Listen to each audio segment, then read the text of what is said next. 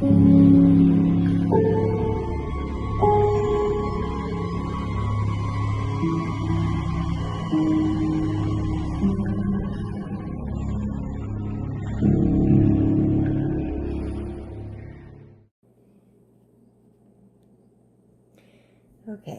today we've got a rather odd case, and it occurred in Pike County, Kentucky. It was at Mouthcard, Kentucky, which is right on the state line of Kentucky and Virginia. And this picture is just from Google Maps, and any homes or property that you see in that picture are not related. It's just the area.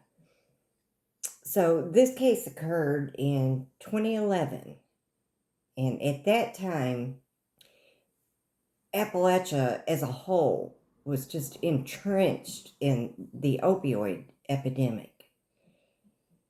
In the areas of Southwest Virginia, Eastern Kentucky, East Tennessee, and most of West Virginia, it was really, really bad. Many people from these areas were driving all the way to the DC area, like Chantilly, to a certain pain clinic where they were receiving outrageous amounts of Oxycontin, Percocet, Opana, and many other opioids and benzodiazepines. Mr. Johnny Sloan was a patient at this clinic, as was his daughter's boyfriend, Jonathan Looney, known as Big John. Now, John Looney was from Harmon, Virginia. By all accounts, a really good guy.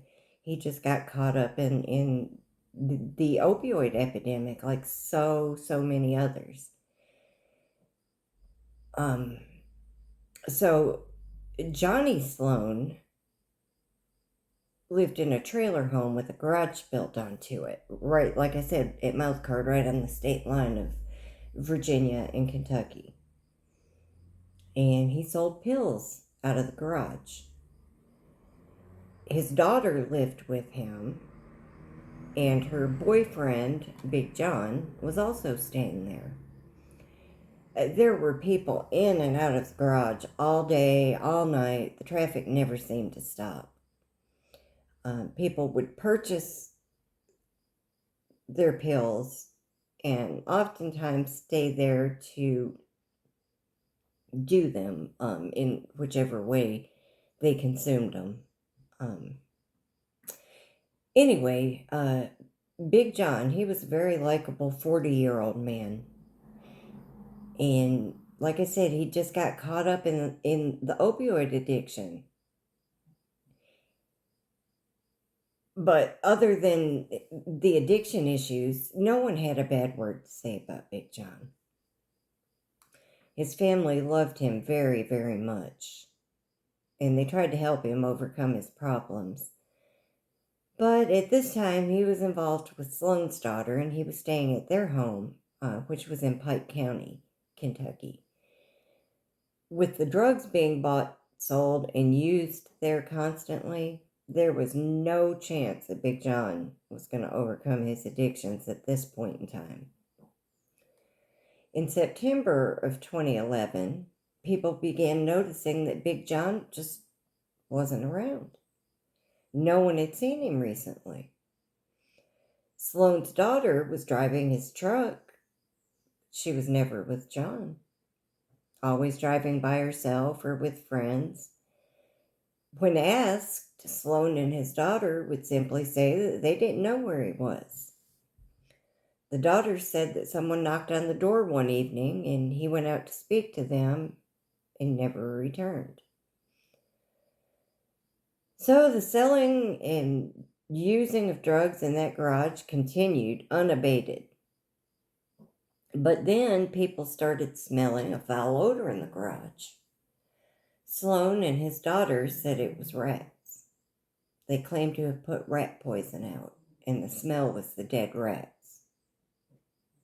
it got worse and worse. Well, people going there might have been drug addicts and stoned most of the time, but they weren't completely stupid, and they began to suspect that Big John was not missing, but dead, and that the odor in the garage was related.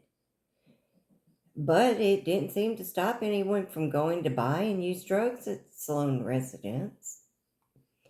They also began to notice that Sloan was acting strangely, muttering to himself, not sleeping, and his dog kept pawing and whining at certain areas of the garage.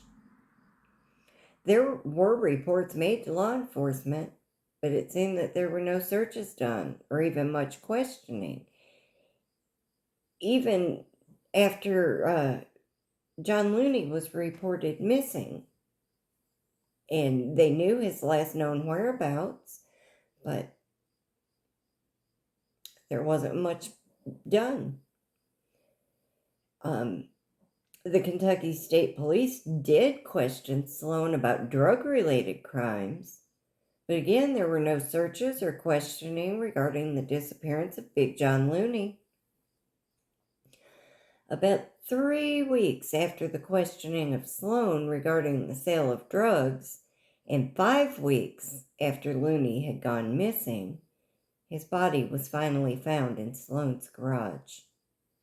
The body was badly decomposed, but they were able to make an identification by fingerprints, and Looney's body was sent for autopsy, where it was determined that he had died of gunshot wounds. Shortly thereafter, Sloan was indicted on drug-related cases, but was not charged with the murder until June of 2012. Sloan had apparently shot and killed Looney in order to steal prescription drugs from him and sell them himself. Sloan was eventually charged with 2 counts of drug trafficking, and they reduced his murder charge to second-degree manslaughter. He received 5 years on each of the trafficking charges and 10 years on the manslaughter, all to run concurrently.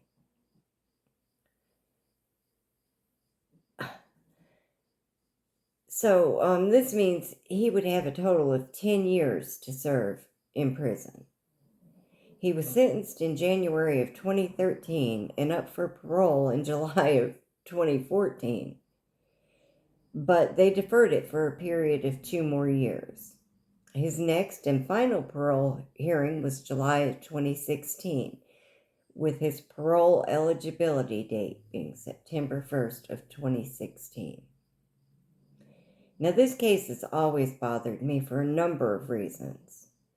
First of all, because the victim had substance abuse issues, it seems that he was just not important enough to law enforcement, and therefore little effort was put into finding him, or even in serving justice in his murder. I mean, this man served 2 years, 4 years, 4 years